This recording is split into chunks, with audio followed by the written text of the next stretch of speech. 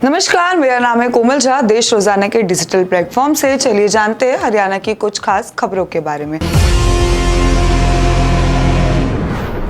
फतेहाबाद तलाशी के दौरान व्यक्ति की मौत, परिवार ने पुलिस पर लगाया आरोप। फतेहाबाद के गुरु नानक करपुरा मोहल्ले में मंगलवार को 42 वर्षीय रनेल सिंह की मौत हो गई। परिजनों का आरोप है कि सीआईए की टीम और 2 पुलिसकर्मियों की तलाशी के दौरान उनके साथ मारपीट की गई, जिससे उनकी मौत हो गई। पुलिस का कहना है कि रनेल सिंह अवैध शराब बेचते थे और तलाशी के दौरान उनकी तबीयत बिगड़ गई और उन्हें अस्पताल ले जाया गया, जहां इलाज के दौरान उनकी मौत हो गई। अब पोस्टमार्टम रिपोर्ट से मौत की सही जानकारी सामने आएगी। संपत सिंह कर चुके हैं घर वापसी। अभय चौटाला की मौजूदगी में इनेलो में हो चुके हैं वो शामिल। हरियाणा की सियासत में बड़ा मोड़ सामने आया है। कांग्रेस के वरिष्ठ नेता और पूर्व वित्त एवं गृह मंत्री प्रोफेसर संपत सिंह अब इनेलो में शामिल हो चुके हैं। बुधवार को चंडीगढ़ में इनेलो सुप्रीमो अभय चौटाला की मौजूदगी में संपत सिंह और उनके बेटे गौरव संपत सिंह औपचारिक रूप से पार्टी की सदस्यता ग्रहण कर चुके हैं। अभय चौटाला ने कहा कि संपत सिंह पुराने साथी है, जिन्होंने हमेशा देवीलाल की नीतियों को आगे बढ़ाया। बीते दिनों नेताओं के बीच लंबी बातचीत हुई और यह राजनीतिक पुनर्मिलन इनेलो के लिए नई ऊर्जा लेकर आया। संपत सिंह ने कांग्रेस में गुटबाजी और संगठन में उपेक्षा का हवाला देते हुए इस्तीफा दिया था। अब उनका ये कदम इनेलो के लिए मनोबल बढ़ाने वाला और कांग्रेस के लिए सियासी चुनौती साबित हो सकता है।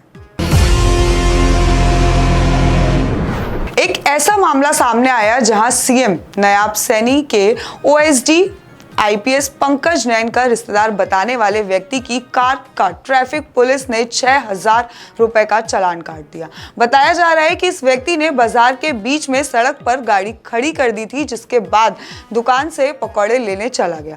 जब सड़क पर जाम लगने लगा तो लोगों ने गाड़ी की वीडियो बनाई तो ड्राइवर धौंस दिखाते हुए बोला कि वह सीएम के ओएसडी के रिश्तेदार है और जिसका वीडियो आईपीएस पंकज नैन तक पहुंच गया। उन्होंने पुलिस को कार्रवाई का आदेश दिया।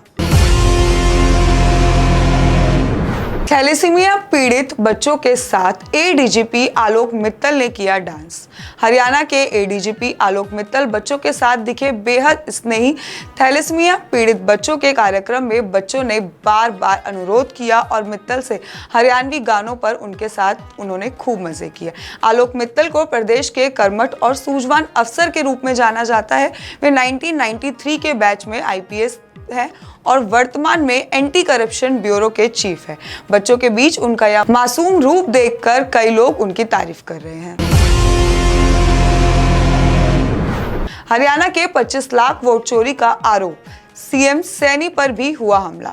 राहुल गांधी ने कहा कि हमें कई राज्यों में वोट चोरी की शिकायत मिली। हरियाणा एग्जिट पोल में कांग्रेस जीत रही थी, पोस्टल बैलेट में भी कांग्रेस आगे थी।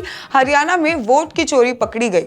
राहुल गांधी ने सीएम सैनी पर हमला किया और ये भी बोला कि हरियाणा सीएम ने कहा था कि व्यवस्था हमारे पास है। राहुल गांधी ने कहा कि हरियाणा और कर्नाटक में वोट चोरी हुई। एक ही नाम की युवती ने 22 बार वोट डाला। वोट चोरी का ये ऑपरेशन सेंट्रलाइज था या एक ब्राजीलियन लड़की है जिसने 10 मतदाता केंद्र पर मतदान किया। हरियाणा में ऐसे ही 25 लाख वोट चोरी हुए हैं।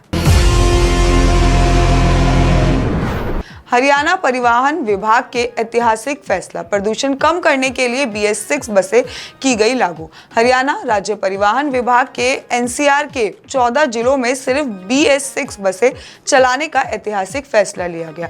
अब पुराने मॉडल की बसों को एनसीआर से हटा दिया गया है और उन्हें नॉन एनसीआर जिले में भेज दिया गया।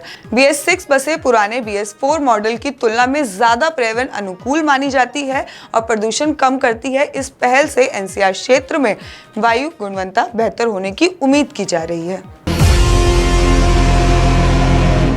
करण चौटाला के बयान पर जेजेपी ने किया कानूनी नोटिस, माफी मांगने की दी चेतावनी। चौटाला परिवार में फिर एक विवाद शुरू हो गया। इनेलो के राष्ट्रीय अध्यक्ष अभय चौटाला के बड़े बेटे करण चौटाला को जेजेपी की ने लीगल नोटिस भेजा। कारण ये था कि करण चौटाला ने एक निजी चैनल को दिए इंटरव्यू में दावा किया था कि 1960 के महाकांड एफआईआर में जेजेपी के अध्यक्ष अजय चौटाला का नाम भी था, जबकि जेजेपी इसे निराधार मान रहे हैं। और नोटिस में उन्होंने कहा कि करण चौटाला को क्लिप सोशल मीडिया से हटाना होगा और 15 दिन में माफी मांगनी होगी, नहीं तो कानूनी कार्रवाई की जाएगी। शराब ठेकेदार पर रात को फायरिंग, आरोपी फरार। बहादुरपुर के शाहपुर गांव के मंगलवार रात को एक शराब ठेकेदार विकास पर अज्ञात हमलावर ने फायरिंग कर दी। हमलावर ने 2 गोलियां चलाई, लेकिन विकास बाल बच गया। घटना के बाद आरोपी पैदल ही फरार हो गया। पुलिस ने सीसीटीवी फुटेज खंगालना शुरू कर दिया और अज्ञात युवक के खिलाफ मामला दर्ज किया। जांच शुरू कर दी गई है और मिली जानकारी के अनुसार यह फायरिंग ठेके को लेकर चल रहे विवाद का नतीजा हो सकता है। दहेज के लिए महिला की मारपीट कर हत्या, पति गिरफ्तार। फरीदाबाद के दौलताबाद गांव में दहेज में कार ना देने पर 24 वर्षीय प्रीति की मारपीट कर हत्या कर दी गई। मृतका की शादी केवल 1.5 साल पहले हुई थी। मायके वालों ने पति धर्मेंद्र कुमार और ससुर सहित 5 लोगों के खिलाफ दहेज हत्या का मामला दर्ज कराया। पुलिस ने आरोपी धर्मेंद्र कुमार को गिरफ्तार कर लिया है। सोमवार को पोस्टमार्टम के बाद सब परिजनों को सौंप दिया गया है। राहुल गांधी के वोट चोरी के आरोप पर बोले किरण रिजिजू। केंद्रीय मंत्री किरण रिजिजू ने कांग्रेस नेता राहुल गांधी के वोट चोरी संबंधी आरोपों पर तीखी प्रतिक्रिया दी। उन्होंने प्रेस कॉन्फ्रेंस में कहा कि हरियाणा में कांग्रेस की हार का कारण विपक्ष की अंदरूनी कलह और संगठनात्मक अस्थिरता है, न कि किसी तरह की वोट चोरी।